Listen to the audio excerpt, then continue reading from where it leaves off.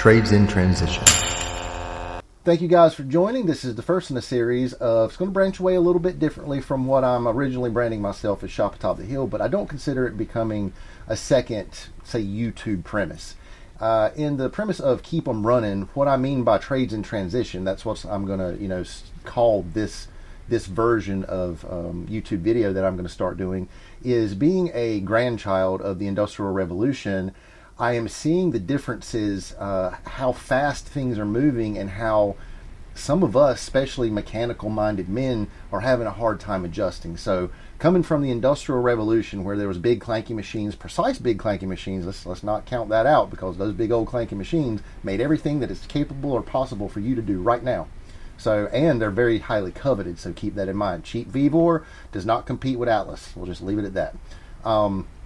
But how are we going to transition as adults and teach our children, and also teach our business partners, the children that may be taking over our businesses, how to translate into and transition into a digital revolution? Because that's already here, and then AI is pretty much already here. What are we going to do to keep growing?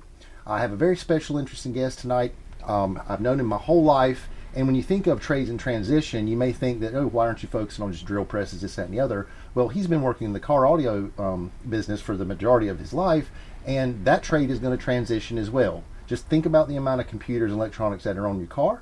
Now I'm going to allow him to introduce himself. Take it. I'm Alan Gump. Been doing stereo since I was 14 years old, until today, to the present. Yeah, and as previously, we were just sitting here talking and trying to see how we're going to play this out. This is the first time for both of us.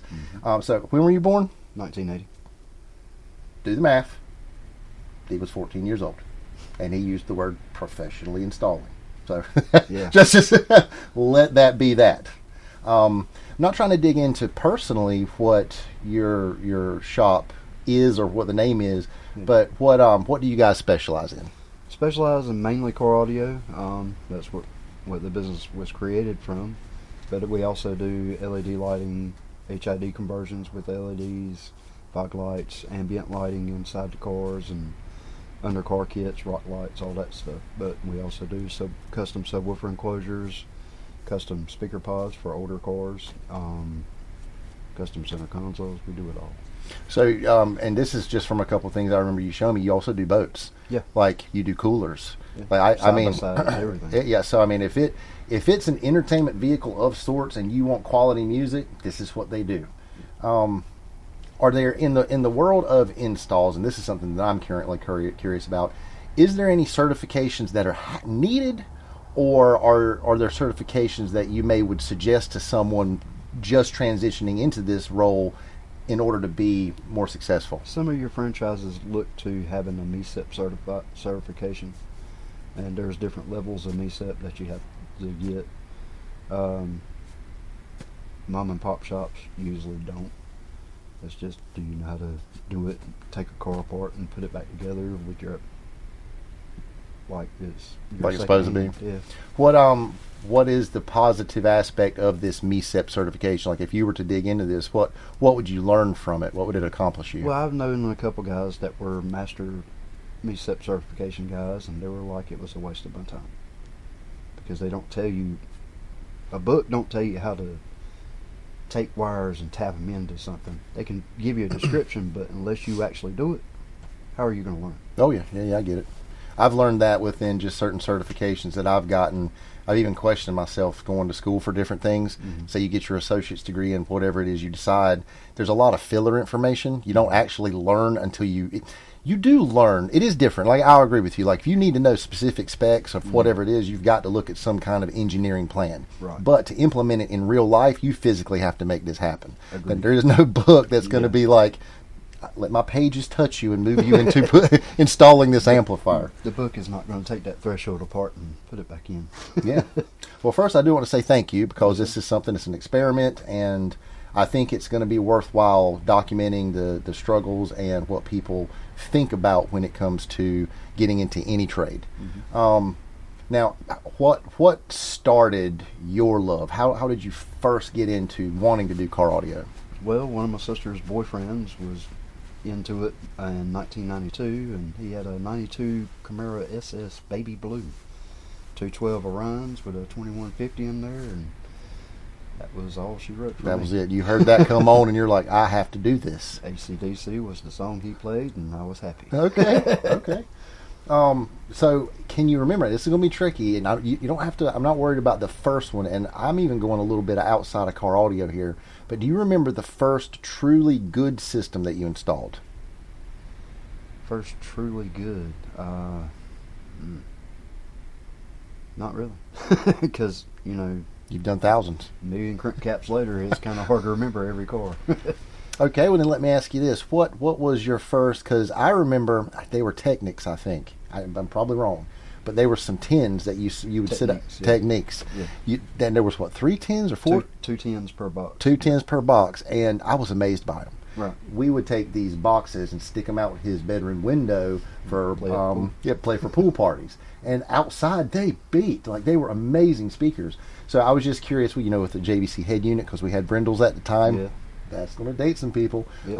Yes, it is. And their electronics department. But I was just wondering what because I consider some of my home installs as my first installs. But if I had to think about it, I think my true first install was probably that Jimmy I had. Mm-hmm. But you built the box for the 15 that was in it. So yeah, where me and my dad did. Yeah. So I mean, and we debated the whole Walmart Pioneer subwoofer amplifiers versus the better PPIs that you could get, this, that, and the other. And finally taught me into buying some JBL WOs, I think, and I thought I had something. I didn't. JL Audio WO. Was it JL? Yeah. Yeah, JL WOs. And you had the Clarion amp built. That was designed by Robert Zeff. Yeah. No, I had the PPI. It had the weird pink little art mark on it. It was white. No, that was the audio control that was under the seat. Oh. But you had the gray Clarion 4-channel amplifier in there. Okay. So let me ask you this: when you think about a person, and whether they're certified or not in the mom and pop stores, mm-hmm. what would you say is the best thing about an in-shop install? Like, why would you advocate for someone that doesn't quite know what they're doing to come to you for your services? Well, do you want it done right? I mean, YouTube is good. It gets your foot in the door, but it won't get you every answer that you want when you're installing a radio. So you see YouTube as a little bit of a crutch, like the user manual, like it. And I agree with you. There's some YouTube videos that are put together way better than others, because some of them are pretty darn good. I agree. But I do understand, if you don't understand the basic concept of how to wire it, grounding, and the whole thing, you're going to have to work through that. It's like you get better with time. So basically you're saying we're going to rely on your expertise and been doing this since 14. Yeah. That's why we should come to a professional. Right. I get that. Yeah, I get down with that. So now, I know your dad. Your dad was a craftsman. He was a tradesman. If this man was still alive, he'd be on my list. Yeah. Who taught you to do this? Because I remember seeing speakers on a piece of wood in your bedroom, just some car speakers. I still see those pictures.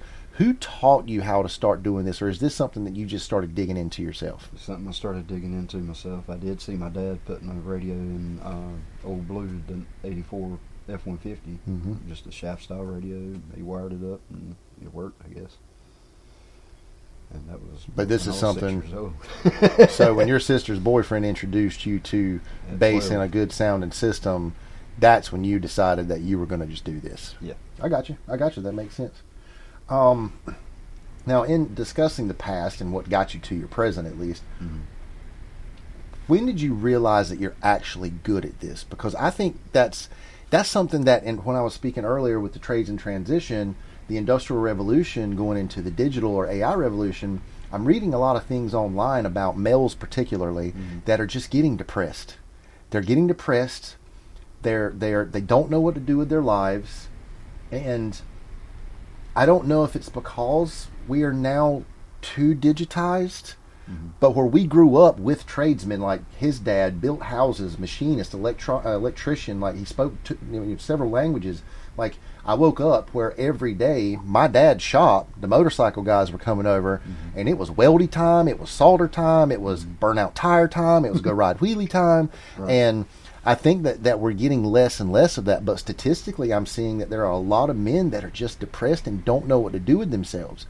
And I've heard I've learned different things, but the guy working in the shop is not as worth as much as it was at one point.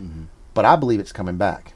I believe so as well. Yeah, because like you said, it's few and far between that you see people in the shop that actually know what they're doing, know how to use their hands, and actually use their mind with their hands. These days, people have shops just as storage. So when was your aha moment? When did you say hit a point you were like, you know what, this is actually what I'm supposed to be doing? Right around 1998. I was 18. Do you remember what that? It was a Pontiac Grand Prix. We put a whole Nakamichi system in it, and it sounded absolutely superb. This was a customer's car, not a personal car? A customer's car. What did the customer think?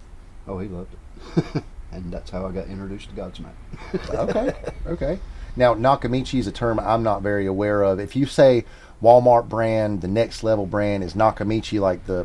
Nakamichi was on board with Alpine, Eclipse. It was one of your higher end head units back in the day. Okay.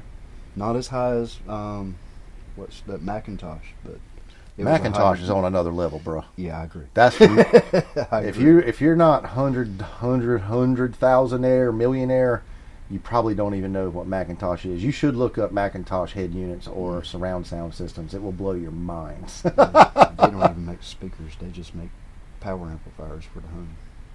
So you were speaking about different brands, and as an early tech in your evolution, what were, like, say at 14 years old, what were the really nice ones? Give me one or two, and then the real workhorses. Well, the really nice ones, before Pioneer had the Dolphins, Clarion had the Pig Racer. Pig with Racer. The bass pig, the mid-range pig, and the treble pig that would race across the screen. Oh, okay. And that was 3 years before. 3 years before the Swimming Dolphins. So Clarion Pro Audio was, in 1995, one of the better head units out there. Okay. What was an accompanying amplifier? Precision Power, Soundstream, and Rockford Fosgate. Okay. Orion as well. Yeah. Okay, so is that your high end, or is that your worker class? That was the worker class. Okay, so what was the high end? Really, you used those same amplifiers for your high end, because if you had the Orion 225 XCCA, you could put every speaker that you had in your car on its 2-channel amplifier, and it would play it very well. Just don't play it with your car off. Oh yeah, to drain your battery. No, it would burn the amplifier. If it went down below 11 volts, it would actually just nuke the amplifier, because it was unregulated power supply. Okay. In the methodology of installation, what has changed in how you wire things? Now, one thing I do want you to focus on, because I think this is super awesome, because I see them nowhere anymore, is capacitors. For a hot second, there's a reason. I know, but for a hot second, there were like ferrod capacitor. There were huge capacitors in every car. How did that change? The reason you're not using capacitors much anymore is because when you need 200 amps on that subwoofer hit, it's gone. There's no power coming back from that until it recharges. Oh, so they're charging too slowly? Yeah, they charge real slow, and it gives you your burst, but that millisecond's gone. That's why you use extra batteries. If you wanted more current, alternator, you start from the alternator and you go back. So if you're saying to build a house, you build it from the foundation up and clean it from the top down, alternator is your foundation. Yes. RPMs matter? I mean, pulley size? No.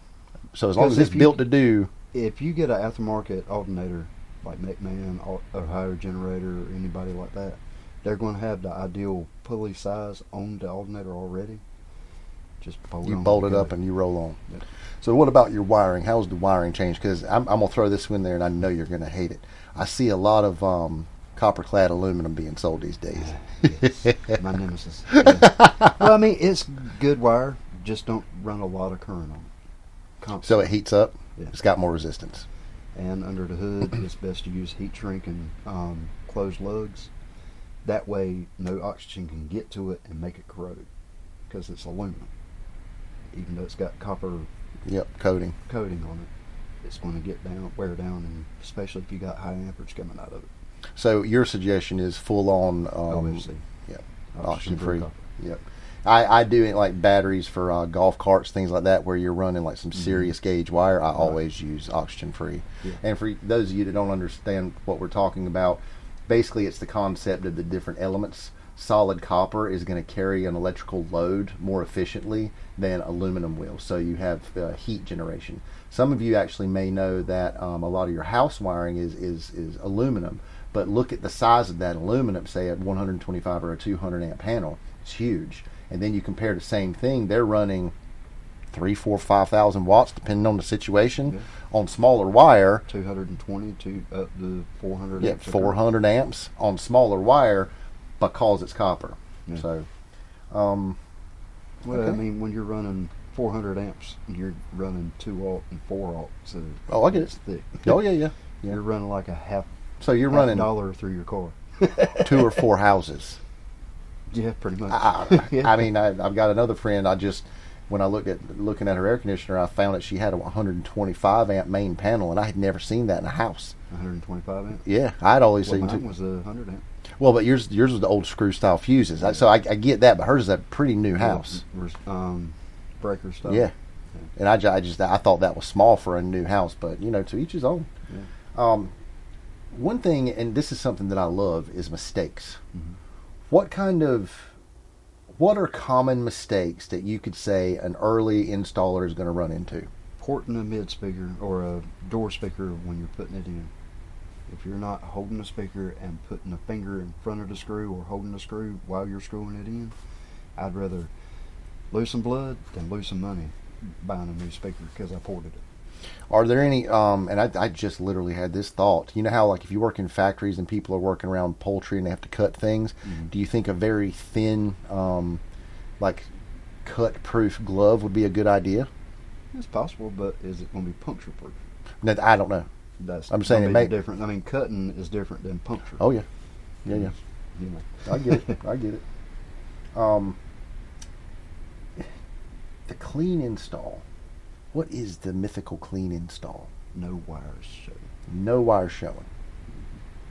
But you got to remember hooking wires into an amplifier, unless you have a custom amplifier that you open the amplifier and soldered each connection to the circuit board, you're going to see wire. There's no ifs, ands, or buts about it. I'm pretty sure some of the nicer amps, I don't know, I'm asking the question. Mm-hmm. Do some of them have little caps that you can mount where all your wires go to your apps or your amps so it covers them? They used to. They don't do that anymore? Mm-mm. Kicker did it. Rockford Fosgate did it. X-Stamp did it. No more. Huh. That stinks. Yeah, I agree. Now you have amplifiers that cover where you put your screws on. You have to take the cover off, but you're going to see wire. Wow. I remember when they used to have end links that would link the amplifiers together just to cover the wires and make it look like one big amplifier. Yeah, I mean, I constantly do that. I'm wiring an electrical panel at work right now with a VFD and things, and I always strategically try to put my wires where they're either going to look good or you're not even going to see them. Right. I thought that was part of the mythical creature as well as a clean install. It means proper wire management. Well, proper wire management, making your panels clean, leaving the environment just as clean as you got into it, all that stuff. Okay. I think this is a pretty good point where we can actually dig into a little bit of the history. So if we're going to talk about a transitional piece and how this trade is transitioning, I think that it's important to have a little bit of history of where this has come from. A lot of people may not know what a vacuum tube is. If you notice a radio behind me, the one that's on the floor, it has vacuum tubes. So vacuum tubes were a concept that it was originated via Thomas Edison, and they noticed that part of their bulbs, this is something you may not know, the bulbs, when they first started making them, would turn a different color on one side. Mm-hmm. And so when they started digging in and trying to figure out why it was turning colors differently on the other side, they noticed that there was an electron flow pattern. Mm-hmm. And that's where the first vacuum tubes came from. And if you guys don't know, the next thing was the transistor. Mm-hmm. And so I wanted to just kind of do a little bit of I like educational moments. And let me see.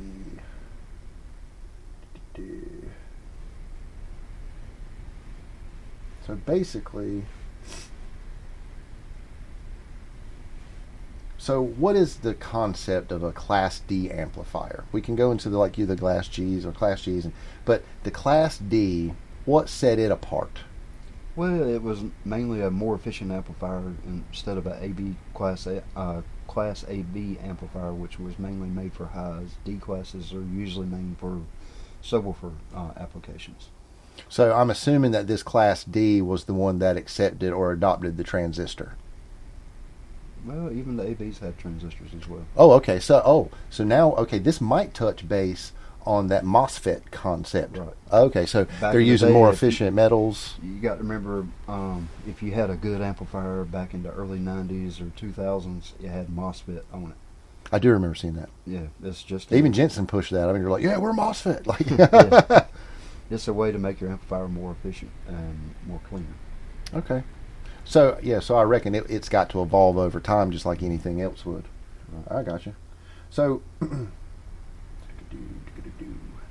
interesting when I started looking into when the very first speaker was made, and it seems I can't even imagine the concept of it. Right. I- Electromagnetic making frequencies come out. Yeah. A piece of paper. Yeah, and then to sit there and think about how someone was smart enough to think about, oh, wait a minute, it's vibrations. Mm-hmm. And then you think about just a single woofer, especially a full range, Mm-hmm. and in the beginning it did all the frequencies. Well, not all, but it did a good full range job. Yeah. So, according to the internet world, the first crude electronic speaker was developed by Juan Philip Reis in 1861 for his telephone. Now, Alexander Graham Bell patented the first loudspeaker capable of reproducing intelligible speech in 1876. So, the actual practical loud coil speaker or moving coil loudspeaker was invented by Chester W. Rice and Edward W. Kellogg in 1924. So if you actually think about it, 1861 to 1924, y'all are going to think this slow, but technology was moving fast, really fast. Because another thing that people that don't have mechanical or engineering or electrician or electronic minds, it's cool to have the idea, but you have to be able to make it. You have to make that idea come to fruition. Exactly. So if you can't make the microprocessor, you don't get microprocesses. That is true. And back then, they didn't know what a microprocessor was. That's what I'm saying. Back then, when the vacuum tube came out, they're like, this is the best thing forever. And there's never going to be anything else. Oh, man. So, let me see. So many interesting things. So I'm assuming, and this is a very ignorant question. When we start talking about micro or the tubes to the transistors, were those original transistors at the A, B, or the G, or they're going into the D? Were they did they get soldered into the board? Okay, so the ones in that one are not soldered into the board. Right. They basically they connect to the board with Right. little flaps, and then the wires just connect to them. Right. But so by the time you hit Class D, I'm assuming everything was being soldered. Yeah. Okay, that's cool. In car audio, yes. Oh. Because you got vibrations and stuff like that, where that just sits in one spot. A lot of vibrations. It needs to be soldered that way. It would keep that connection. So when you think about the modern subwoofer for a car, Mm-hmm. who's the inventor? Well, I mean, it all started back in 1973 as far as car audio. You had Kicker or Stillwater Designs that came up with the first subwoofer that was introduced in cars in 1973. You also had Rockford Fosgate making the first power amplifier for your car. Oh yeah. But it was just Fosgate at the time in Rockford, Illinois.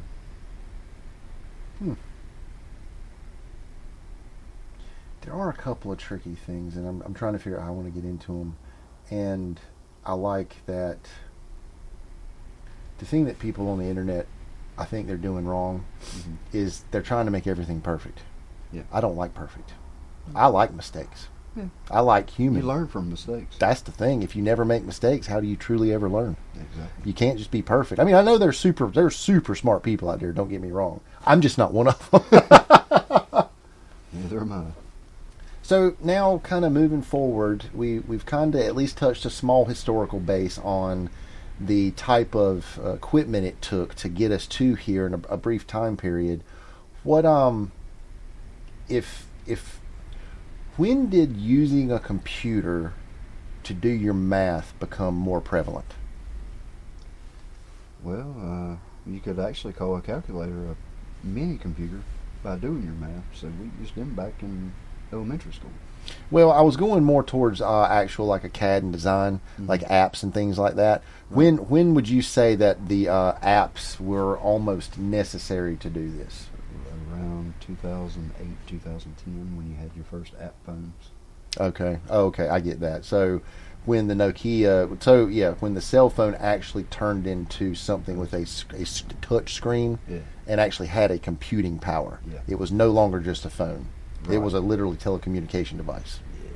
Okay, so I mean, I'm seeing, and I'm just going to run down a list because I think it's neat for people to just hear it, and then I was just going to ask what you use. Mm-hmm. So to that point, he's basically saying that once the computer was available at the palm of his hand is when people started using this. I think most people could agree with that concept. Mm-hmm. But it seems like you've got Speaker Box Lite, you've got Subbox Pro, Win ISD, Kicker U, Horn Resp, Vituix CAD. So what do you personally use? I actually use just 12 volt wire.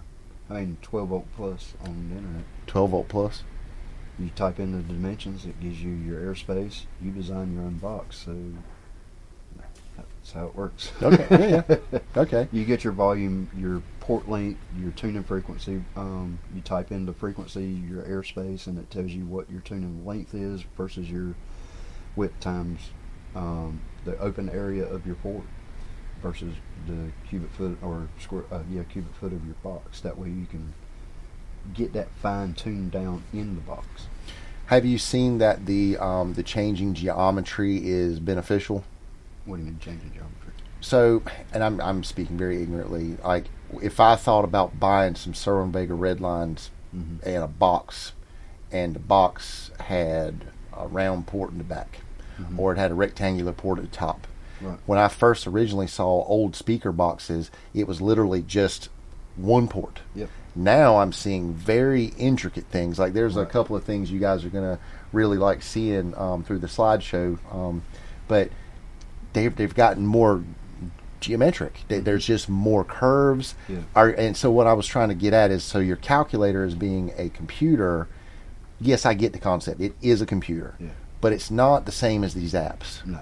These apps are actually breaking it down and digging into it a little bit further, and because of all of the historical knowledge that's being kept and stored and delivered, Right. so they're going to get more and more accurate. They're going to get more and more precise. I'm noticing a lot more smaller subwoofers, especially extended cab trucks and your 8s, Yeah. that they sound amazing. They sound absolutely amazing. And I mean, from Because 20 years ago, you said you had 4 8s under your seat, and everybody laugh at you. You ain't got 2 10s, 2 12s. You ain't doing nothing. Now you got 6.5s that are out doing 12s. So I mean, when you got a 6.5 inch subwoofer that takes 500 watts RMS, we need to really think. I mean, when the speaker's this big, but the magnet's that deep and that big around. So this is an interesting one. Customer expectations and the psychology of it. How have customer expectations changed from, say, when you started at 14 to roughly now? They really hadn't. Oh, so They they're still want everything for nothing. Got it. Got it. That stinks, but I get it. It hasn't changed. And so now, and this is a little tongue in cheek, but I know that there are certain people that drive certain brands of cars.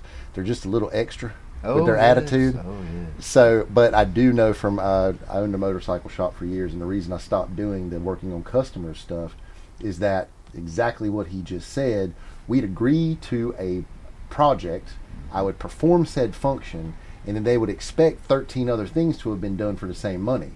And so I stopped and then started just dealing with insurance companies. So I feel you, bro. So the butts are still the butts, and Yes. yep, I bet it makes it really, really worth it when you have a good experience with a customer, though, don't it? Yeah, it When does. when they really appreciate what you did, And they only want to come back to you because they know that you know what you're talking about and you can actually perform what you say. yeah, that's got to be cool. Yeah, it is. Awesome.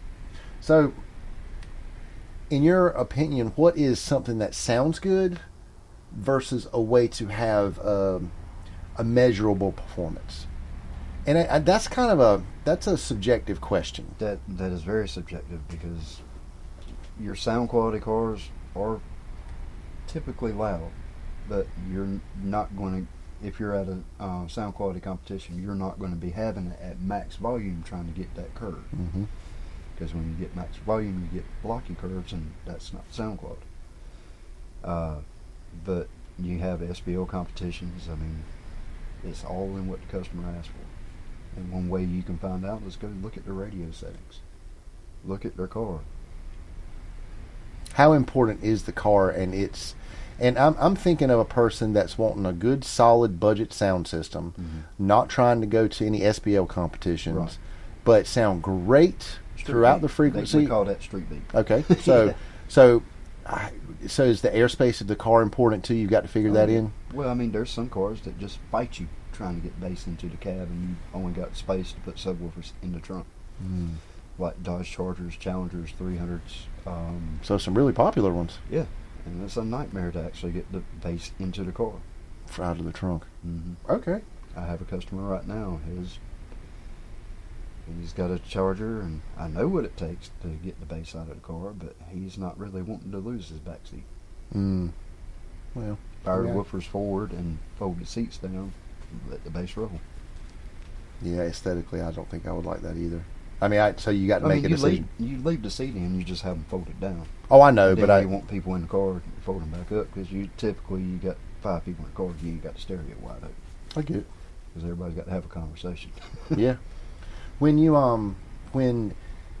reach a point of explaining value to a person that's non-technical, what kind of hurdles have you had to go through to explain that yes, you may want to spend the extra $400 or $40, whatever it is, because this is going to give them exactly what they want from your experience? How do you jump that hurdle?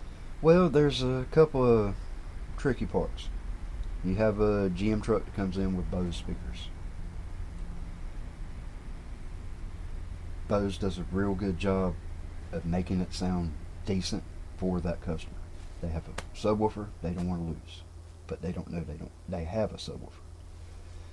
They got tweeters, they got mids, all that good stuff. I don't think my dad realized he had a subwoofer.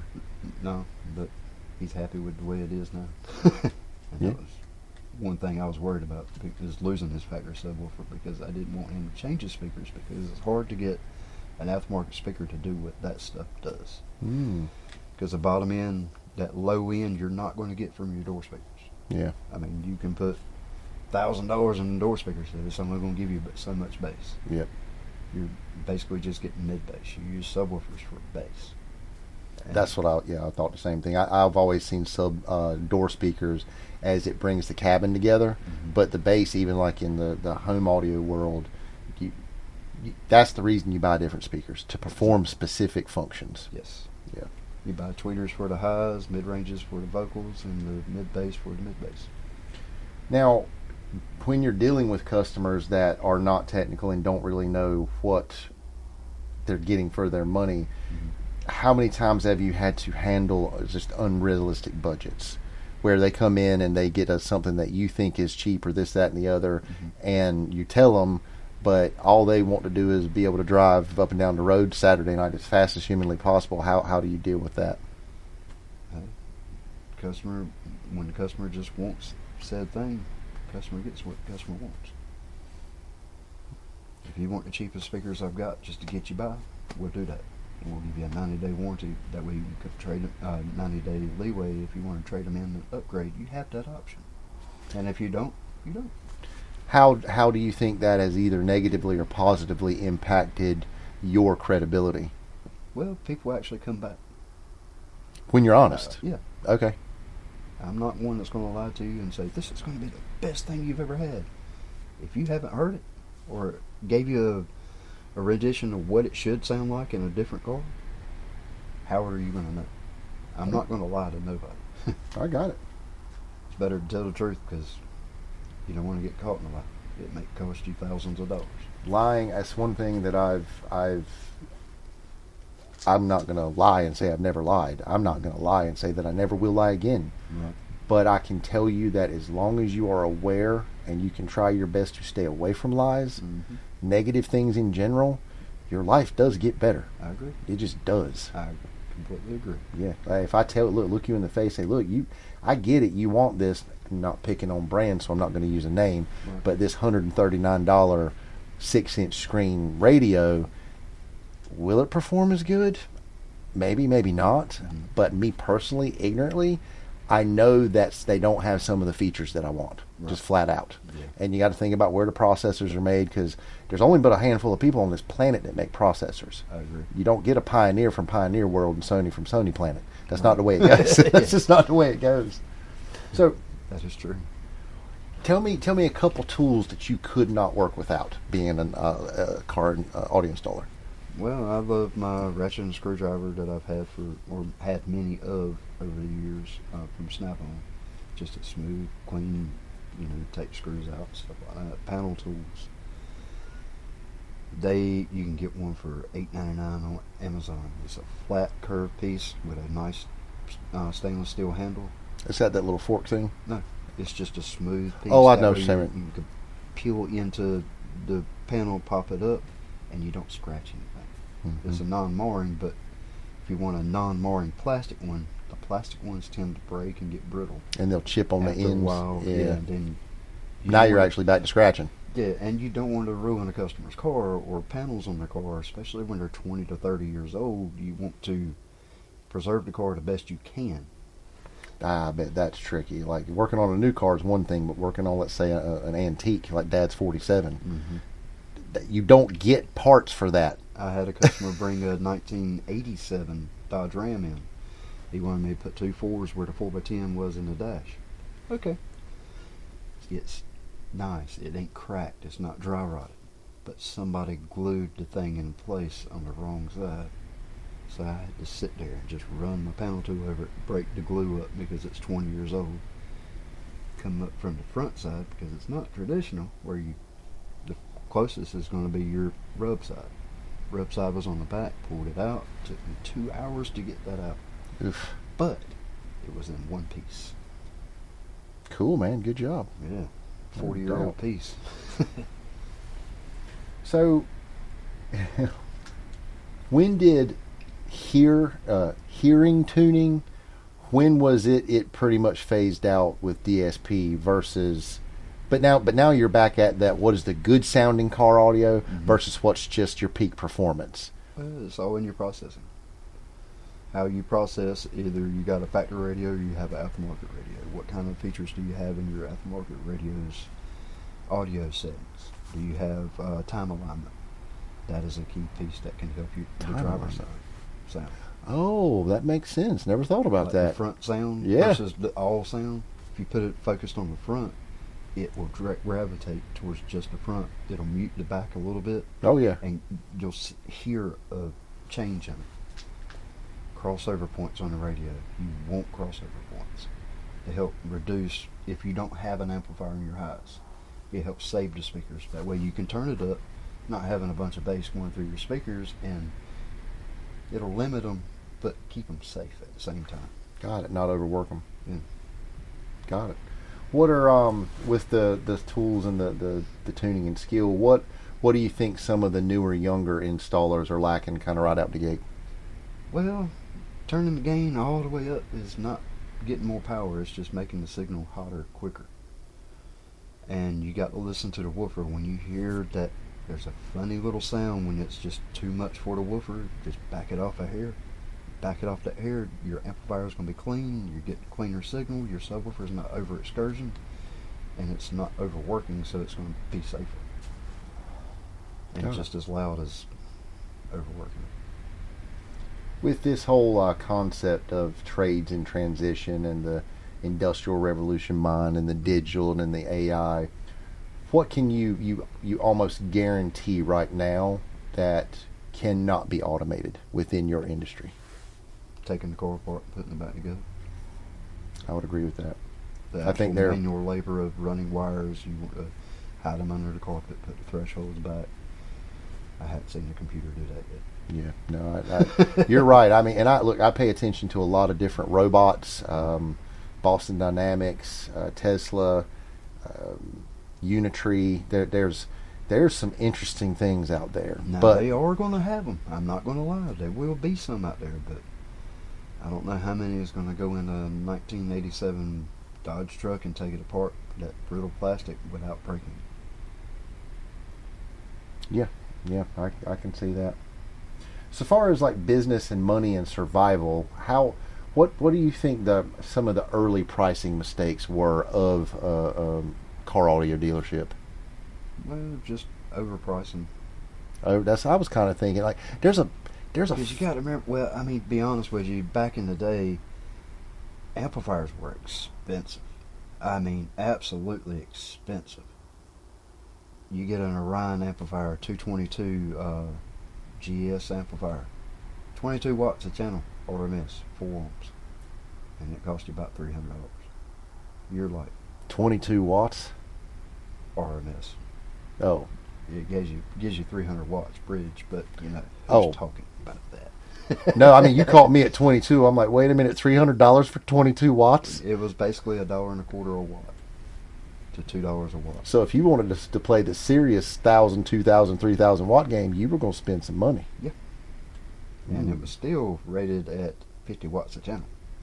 Orion 258cca, 50 watts by 2. When you get it down to half ohm, she's happy. No, there were 1 ohm, and 1 ohm at that particular time was unheard of.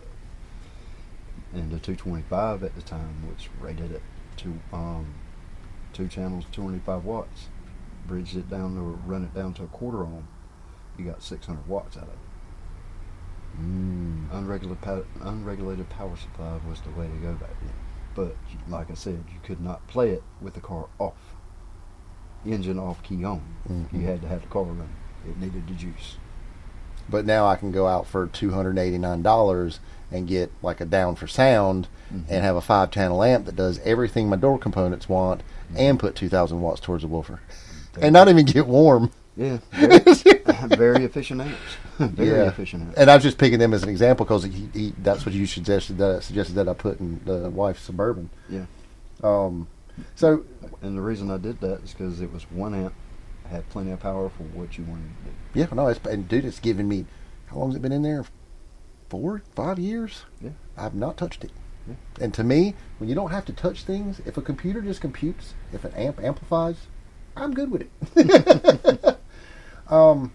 So with your flat rate versus hourly, have you ever run into any bumps where that kind of it worked against you? It's almost like a salary employee versus a non-salary employee. Well, I mean, some cars, like 97 to 2001 Honda CRVs, the wires break inside the connectors because they put a lot of grease in there and it just breaks it down every time. Having to fix that, it's not an easy job. It's not a fun job, but it can be done. But it takes a little while.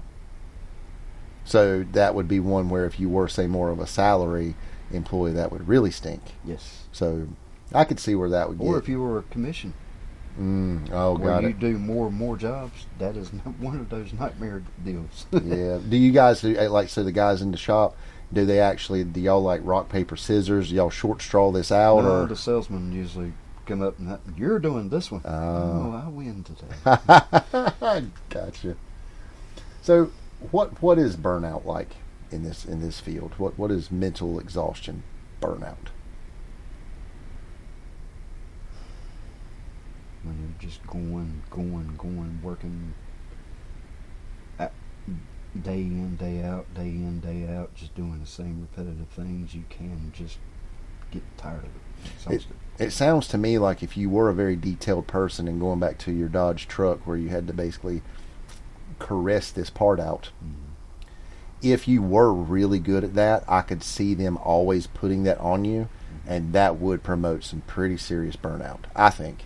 It does. And because to me, I like some monotonous jobs.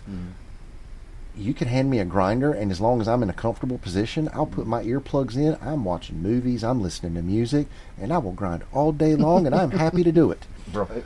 But make me bend about 2 inches. Yeah. At the lovely age of 47, and I'm fat. Things start hurting quicker. So you make me bend down or put me in a different position, things happen. They change. Yeah. So true. I can kind of see that. But the burnout in environments. Have you ever had any serious insurance problems? Let's just say there was some person that installed an amplifier. They had a 12-volt wire that completely grounded out and burnt the car up. Have you ever had any serious major malfunction like that? I personally haven't, but we put lights on the car, but we put fuses on our power going into those light controllers. That sounds smart. Somebody went behind us and did something. They didn't fuse, and they burned the whole car up. SBI was looking at that car. We were fused, and they agreed what we did was correct. If there was a short there, that fuse would have blown. But there was an instance this past Friday. Good customer of mine came. He was getting wings at the shop next to us, and next thing I know, his truck starts smoking under the hood, and the car's not running. He had an air horn in there. 22 gauge wire holding 30 amps of current for a long run. Oof. For those of y'all, it got hot. Never blew the fuse, but it melted everything in the line. For those of y'all don't know the amperage and current and things like that, I'm not sure about the stranded wire. Well, maybe, but I know that 10 gauge is good for 30 amps for 50 feet. And when you go up in numbers, 22, it gets smaller. Yep. Which means they were asking a wire more than 5 amps on that. Yeah, they were asking a wire that was smaller than his shoestring. A whole lot smaller. Yeah, to put out the amount of current that something this big would carry. That's not 10 gauge wire. I'm just trying to build a concept for people that don't understand gauges of wire.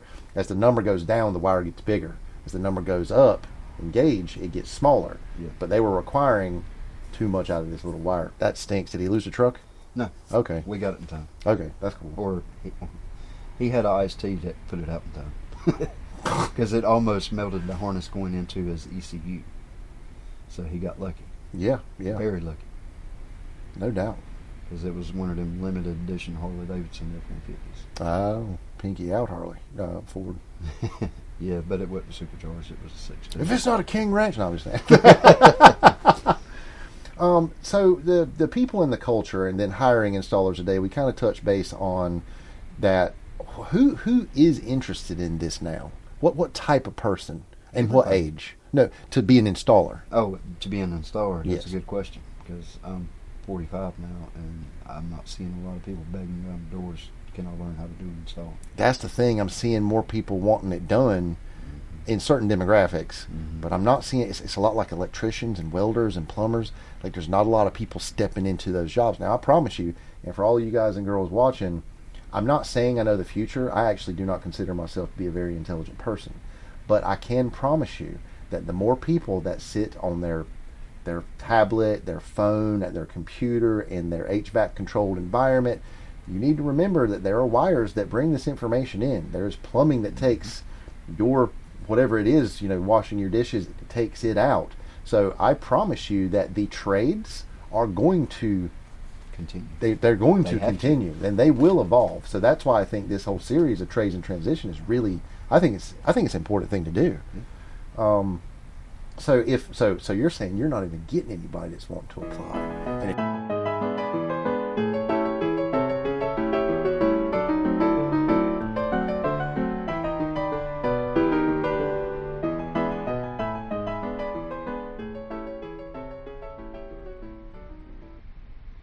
we are back.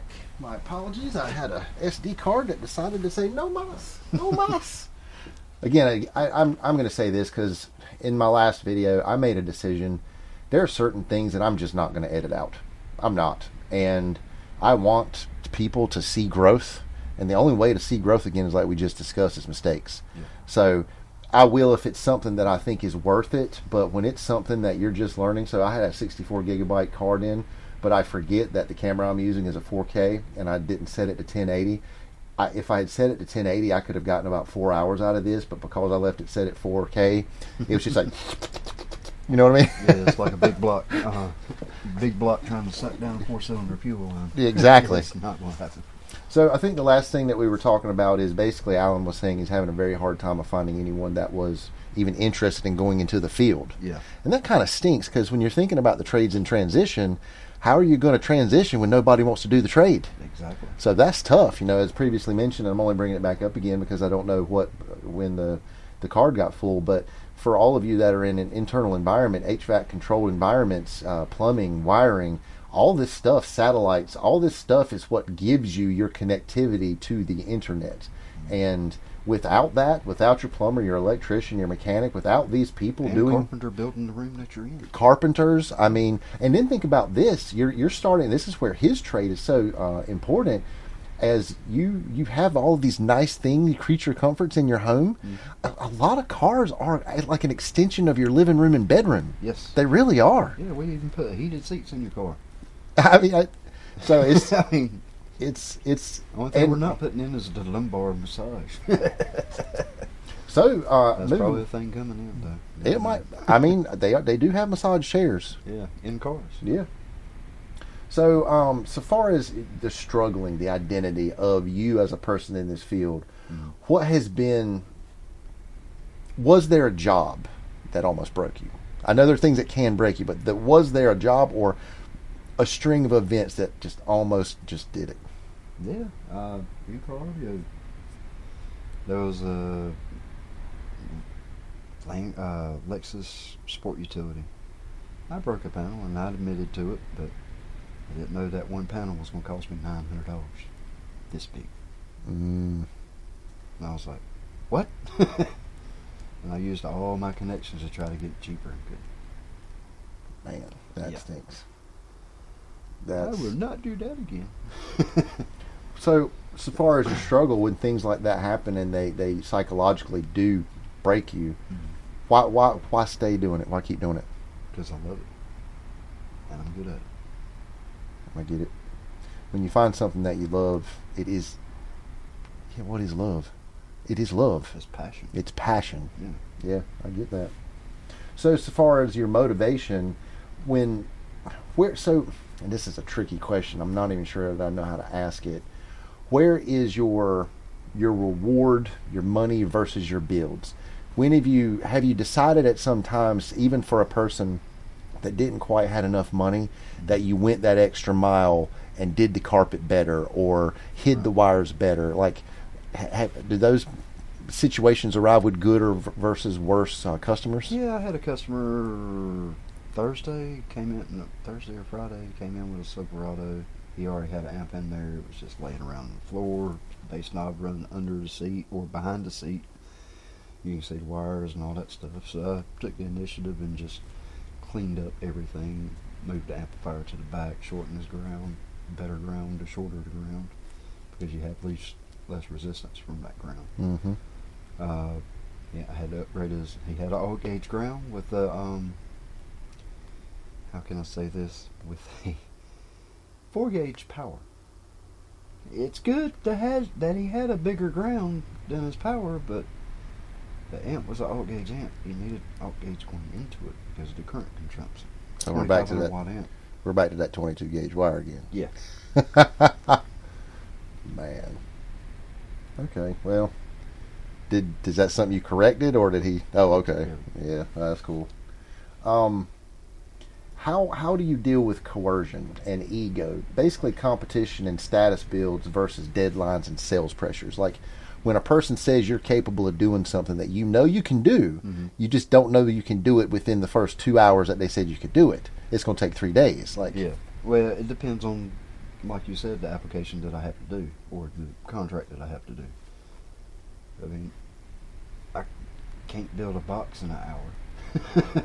Now, there's design, there's measuring the vehicle, allowing getting the most for the woofer, getting it the airspace down to the woofer displacement, port displacement, and the enclosure. That makes a subwoofer.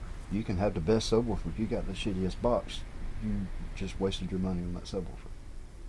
It's like having a 454 and a Pinto and street tires on it. Spinning ain't winning. How do you think that, and from the, so we've kind of touched base with some of the past. We've touched base with your past, the past of the how the things are made, and then kind of, I know it's going to sound present 90s when things were really kind of hitting to our current present now, pushing 2030. In the relevance of the future tech and AI, what the electric vehicles, what are some of the integration challenges with EVs? Well, with head units now, using a couple of companies, we can actually just plug in and use their data control, use their OBD2 port to show you gauges and all that stuff that communicate with the car, even check your check engine light for you in your car. So on that one, when do you think OBD3 is coming? I didn't know if EVs were pushing that. The EV's still using OBD2B. Okay, so it's still a robust enough platform that it's just keeping up. Because you can talk to your transmission, you can talk to your BCM for your EV batteries. You can see it's BMS is not going to tell you which cell is dead on your battery, but it'll just tell you, hey, you might have an issue going on. Got it. Okay. So it sounds like OEM systems. It sounds like OEM systems are getting better. They are, but they're getting trickier to make better. Ah. Got it. Because of their interconnectivity and all the systems that are going connected. Like when you got a Cadillac with 23 speakers. What? Yes. This is a for real thing? Yes. 2025 up. 25 speakers. Oh, boy. The long suburban type Cadillac Escalade? Yes. Holy. Yes. And not to mention the ANC. What's the ANC? Noise cancelling little microphones that go into the factory amplifier and alter the sound in the vehicle where you don't hear the engine. Oh. Yes. Holy. Okay. But guess what? With them 6.2s, they got an issue because they're going to be broke down. So what you're saying is, if AI were to come in, so could AI auto-tune some of these systems? It could. No, but some of the DSPs that we use actually use a microphone that you set in the center console and it pre-tunes it. Yeah, it'll do the white noise at this speaker, this speaker, this speaker, this speaker, and the back speakers and the sub to get it where they want it. Yeah, that's what I was curious about, how you're transitioning into getting prepared for AI. I was just wondering, if the systems could actually auto-tune themselves at this point. Not 100% yet. Not yet, but you think it's coming? I mean, they'll give you a flat tune, and then you go in and tweak it like you want? Yeah. Got it. So, at this point, do you think that car audio is still a viable career? Yeah. 100%? Yeah. How long do you, All right, here's a question. Okay. Most time everybody gets in a car, they listen to a radio or use their phone on their radio, listen to their music. That radio goes out, who are you going to go to? I get it. Yeah, so I agree with you on the physical installation of them, but I do see as the cars and trucks and different means of conveyance, as their computation, their computer systems get more evolved, and as AI, for those of you that don't know, and it's a pretty, I think, mostly well-known concept, but artificial intelligence, artificial general intelligence, and then artificial superintelligence. There are three different concepts. I look at intelligence as a pack of dogs, a wolf pack. They're intelligent, care for each other. Yeah. They motivate. They change their landscapes. Right. Bees are intelligent, but they're not generally intelligent. We as humans are generally intelligent. We can farm and build things, and so when AI is intelligent at the bee level and the wolf level, when it becomes generally intelligent, it's going to be about as smart as us. That's when I think things are really going to start changing. True. And a lot of people like talking about it negatively. I don't. I do think that the robo doom, the robo apocalypse could happen, and it might. I don't know, But there's a lot of positive things that AI can bring to the table too. Any Mass Effect fans out there, Andromeda, that AI was fantastic. So it's not always going to have to be the doom and gloom scenario. I agree. So use it to benefit you when you can, and don't let it just take over your life. Yeah. So, in a little bit of reflecting and closing, I'd first again thank you very much. It's probably not exactly the way I wanted it to turn out so far, but you know what? You got to start somewhere. Learning curve. It's like that map sensor video. You got to start somewhere. Right. So, if you could do a do-over, a life do-over, would it be something that was so different that you would likely not be in car audio? Probably not. I've met a lot of people in car audio. And I've left car audio and done other things, but I always came back to car audio because it's something I'm good at. Got it. Yeah. So, do you have any advice for installers trying to stay relevant in modern vehicles? Read the tech sheets that they give you with these products. That's the best way you're going to do it. Do your homework. Do more research. Do you think that's where you as a tech could use AI, or AI is going to be used to get you that research data faster and in a more understandable format? Well, as long as you ask Google or your search engine what you're looking for, you can use AI, or you can use what you're used to.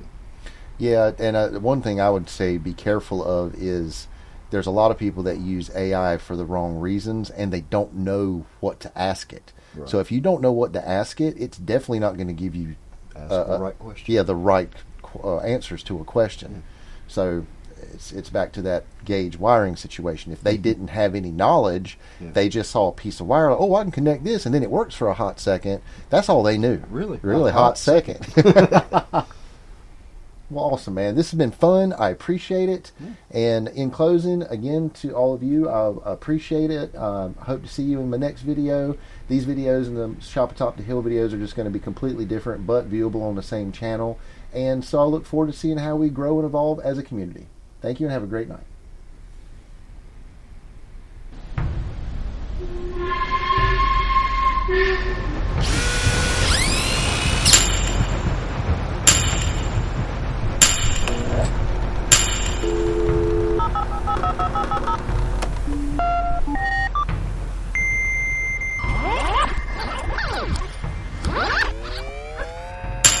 Trades in Transition.